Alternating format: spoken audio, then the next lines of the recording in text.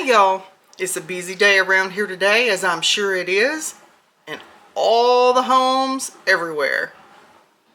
Besides doing the typical laundry and household things that I have to do, I'm also doing some prep work. We host Keith's family Christmas Eve and we host my family Christmas Day. So there's a lot of work to be done. I'm going to get started first on making Keith's favorite cake. So come on, let's get started.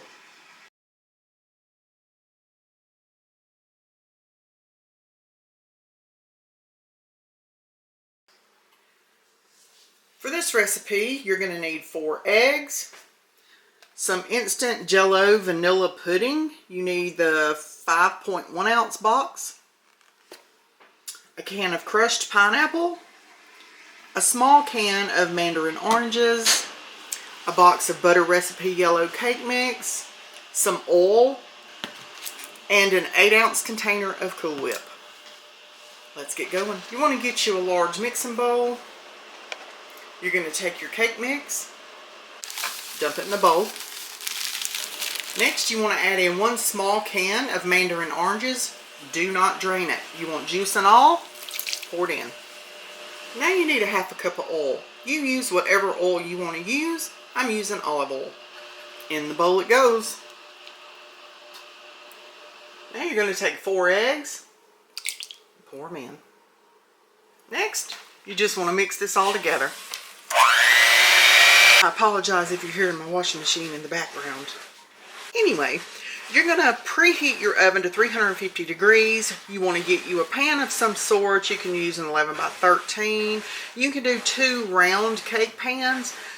I choose to do it in an aluminum disposable pan. That just works best for me. I have done it as a layered cake and I prefer it as a sheet cake. Simply because you have to store this in the refrigerator because of the topping, and it fits better in my refrigerator with everything else that's going on to have it in a sheet pan instead of layered. So now you're just going to take your cake batter and you're going to pour it in your cake pan. Now it's ready for the oven. Pop in the oven for 30 minutes on 350 degrees. You just made a Mandarin orange cake, or as some people call it, a pea picking cake. Whatever you call it, it's going to be good. I've got me a cooling rack. My Mandarin orange cake is done. Doesn't that look delicious? Next step for it is going to be the topping. Okay, for the Mandarin orange cake topping, you want to take 1 can of crushed pineapple. Do not drain it. Pour it in a bowl. For your crushed pineapple, you want to take 1 5.1 ounce box of instant vanilla Jell-O pudding mix, and you want to add it to your pineapple.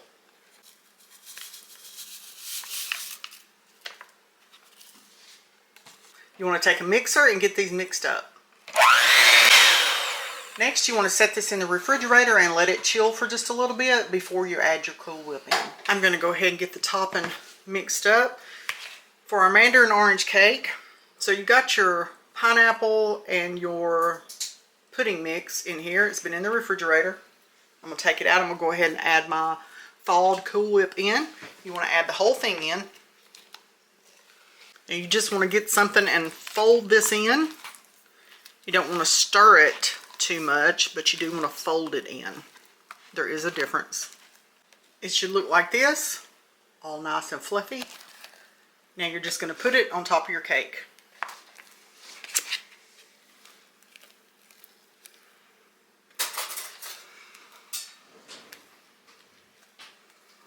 Okay, the Mandarin orange cake is ready to go. I'm going to put a top on it and I'm going to pop it in the refrigerator. You're going to refrigerate it for the entire time you have it because it has the Cool Whip topping, so keep it refrigerated unless you're eating it. This next recipe is so simple, you don't even need a mixing bowl or beaters. Just get you a 9 by 13 pan. I'm using a disposable pan for this. Use whatever you want. You want to spray your pan with non-stick cooking spray. Then you want to take some Oreo cookies. We should be using around 25 of these. I'll let you know when we get them all in there. You also want to be thawing your Cool Whip. you need an 8-ounce container. You want to take your Oreos, you want to place them in the bottom of your pan, just like that. I used 27 cookies. Now get you a 14-ounce can of sweetened condensed milk. Now you want to pour this all over the top of these cookies.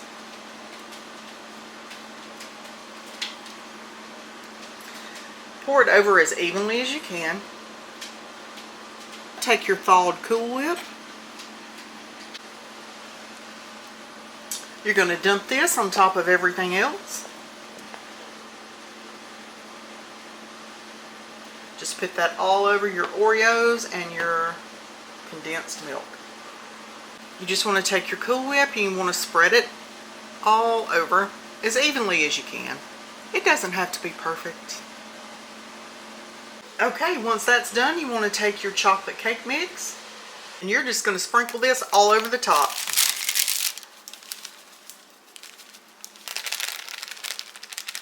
Just like that. Now you need a half a cup or a whole stick of butter. I've cut mine into little pieces. You want to place those all over the top of your cake. Now you want to take about 8 of your Oreos. You want to chop them up rough, just however you want to, and sprinkle them over the top. And I'm just going to do mine like this.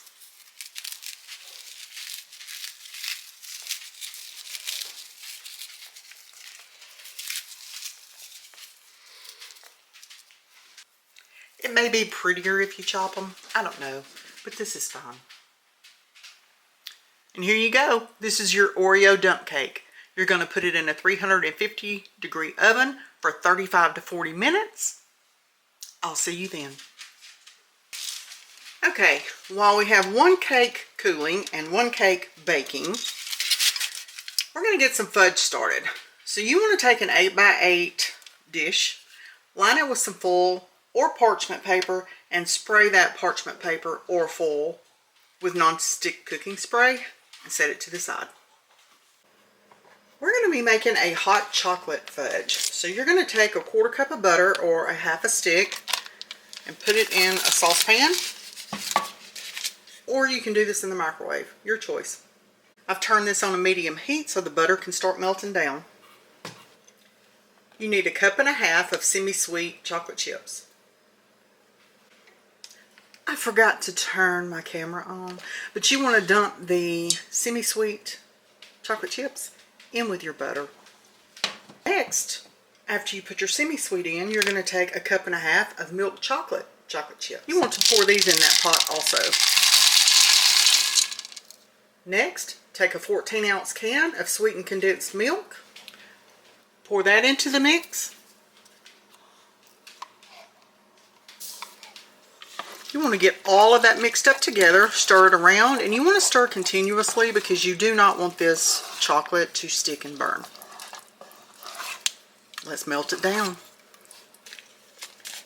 Next up, you want to take 2 hot chocolate packets, your choice of what kind you use. Mine happen to have marshmallows in them, and that's okay. I'm going to use it anyway. You want to get these opened and get them poured in.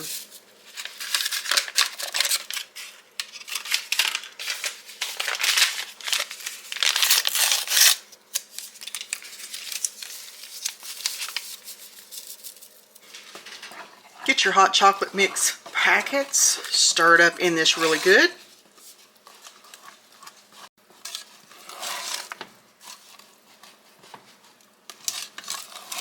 Once that's melted down, you want to take it off the heat, add in 2 teaspoons of vanilla.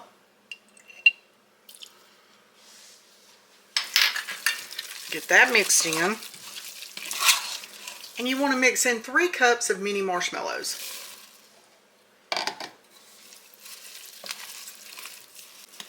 Get your marshmallows mixed in really good.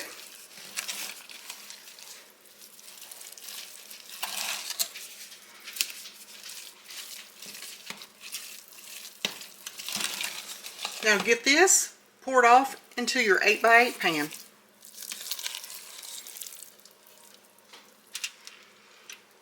Now you want to get this spread out evenly,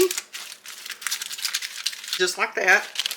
And now you can take, if you've got some marshmallows left, you can take them and just kind of press them down into your fudge. You don't have to do this if you don't want to. I just think it makes it look pretty. And who doesn't like extra marshmallows? I mean, come on. Let's be festive.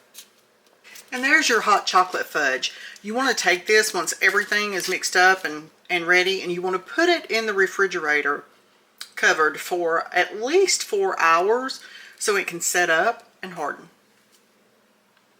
Okay, in the fridge it goes. Here's the Oreo Dump cake, fresh out of the oven. It's very hot, but it looks and smells delicious. You can serve this hot, serve it warm, throw you some vanilla ice cream on it, eat it plain, doesn't matter. Eat it how you want to. But you just want to set this to the side and let it cool for just a few minutes.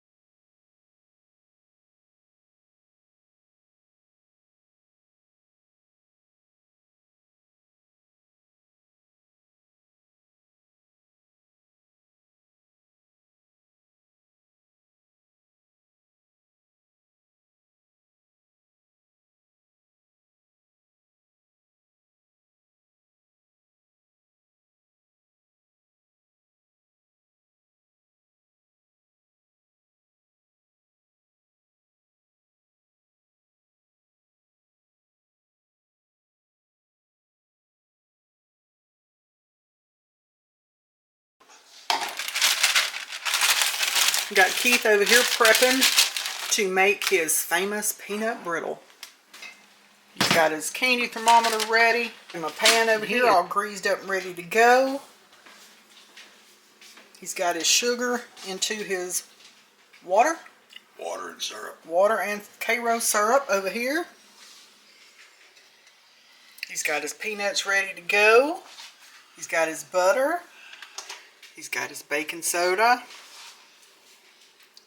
And vanilla. Oh, I missed it in there. He's got vanilla in there. In a saucepan over medium to high heat, you want 1 cup of sugar, a half a cup of water, and a half a cup of light Karo syrup. Put them in your saucepan. Stir it around. You're going to bring this to a boil. Bring this to a boil, stirring it constantly because you want to bring it to 234 degrees. He does have a candy thermometer. You don't necessarily have to have one, but I would say you do need one for it to come out correctly. Unless you're good at this kind of stuff and you can do the hard ball stage or whatever it says to do. We choose to use a thermometer. It's just easier that way. Let me correct myself. That's bringing it to the soft ball stage. Once you hit 234 degrees, you're going to pour in 2 cups of peanuts. And then you want to continue stirring and cooking it until it gets to 305 degrees. We're boiling over here, but it's not quite there yet. In go the peanuts.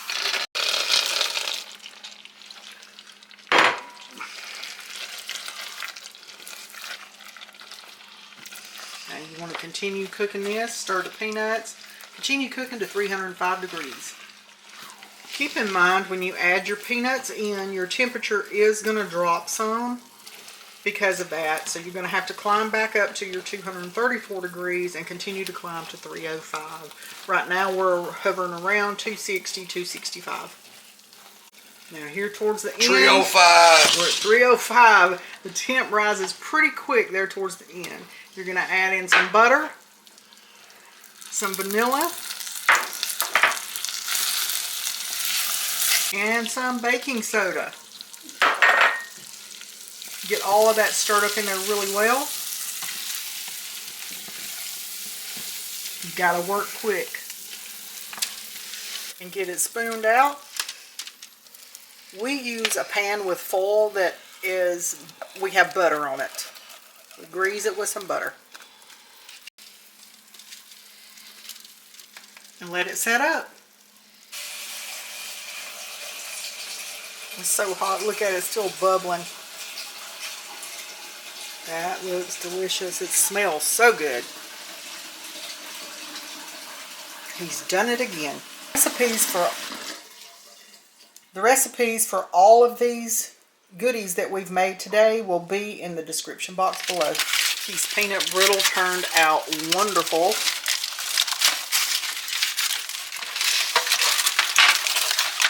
Now he's going to get it broke up. It looks delicious. He's already got one pan broke up over here in this bowl.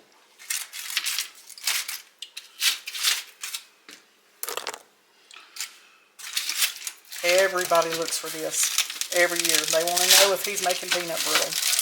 He didn't get to last year because he had a knee replacement, so he wasn't able to. But this year, he's done it. All right, y'all. I have peanut brittle. He's still over there breaking it up, but I'm going to taste it for you.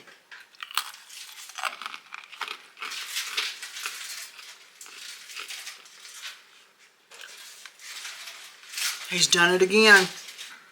It's perfect. The recipe will be in the description box. You're welcome. Now we're making our yearly cheese ball that we made. We've got 2 blocks of cream cheese, some budding ham that has been cut up, and Keith is now slicing up our green onions. Say hi. Hello. Say that for you. Merry Christmas, everybody.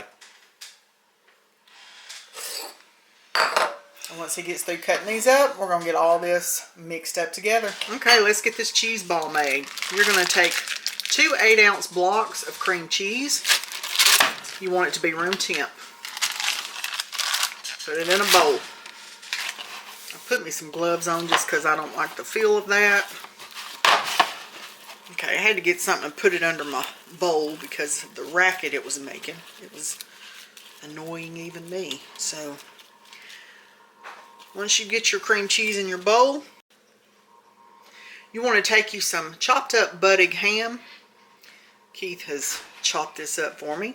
And you want to take, I don't know, we did 4 packages. I think the recipe calls for 2, but we actually like more in it than most, and we do roll the ball in it afterwards. I'll show you the finished product. But you just want to take your ham, you want to add it in with your cream cheese. I don't know if the recipe calls for you to do it this way, but this is the way we like it. So this is the way we do it. I'm not going to add any kind of seasoning whatsoever. 2 hours. If you want to, that's a personal choice. Recipe doesn't call for it. I don't do it simply because we like it this way. But you're going to get all of that mixed up in there really well into your cream cheese. Now you want to take your chopped up green onions and add some of those in as well. Add however many you want. The recipe calls for, I think, 4. We just chopped up everything we had. I'll add it until I think it's enough, and then we'll just put the rest in the fridge.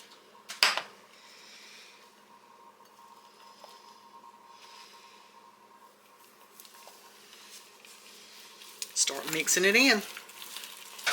Now I just took some wax paper and I've got it out here, and I'm going to take this cheese ball just like this. I'm going to take the rest of my ham and I'm going to dump it out onto the wax paper. Just kind of spread it out. If you hear things in the background, Keith's over here still doing some prep stuff, so that's the noise you hear. It'll be okay.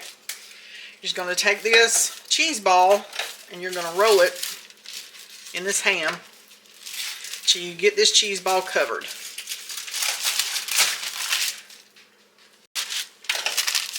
And And I'm sure some of y'all have a better or simpler way to do this, and that's fine. You just do it however you want to. This is how I'm going to do mine. This is how I do it every year. I ain't going to change it now. So, just roll it in that until you get it covered. And here you go. Here's you a cheese ball. Put it in your fridge and let it chill for at least 4 hours. But ours will be overnight because we won't be diving into this until tomorrow. My father-in-law will be the first one looking for it when he comes in the door. Put you some crackers with it. It's delicious. So this is what we've got done so far of our prep work for tomorrow, which is Christmas Eve. We have our Oreo Dump cake, our Mandarin orange cake, Keith's famous peanut brittle, and this is delicious, by the way. We have a cheese ball for a cheese ball and cracker tray. We have some hot chocolate fudge. And we have some Butterfinger fudge, which I oopsed on. But I will link the video where I made this one time before. I'll link it up in the corner somewhere so you can go watch that video on how to do this correctly if you want to. This is setting up just not like I want it to, but it does taste good. So we're just going to take it and roll with it, run with it from there. But that is Butterfinger fudge. That's our prep work for the day. It's late in the afternoon. We're going to call it a day on Christmas prep. And I'll see y'all later. I'm probably going to see you sometime after Christmas because I'm going to be taking the next few days off to enjoy with my family. I hope you have a very Merry Christmas, Happy Holidays, all the things. Enjoy your time with your friends and family. I'll see you then. I hope you enjoyed this video. Please give it a like, a share, leave me a comment below. Subscribe if you haven't already, and I'll see you in the next one.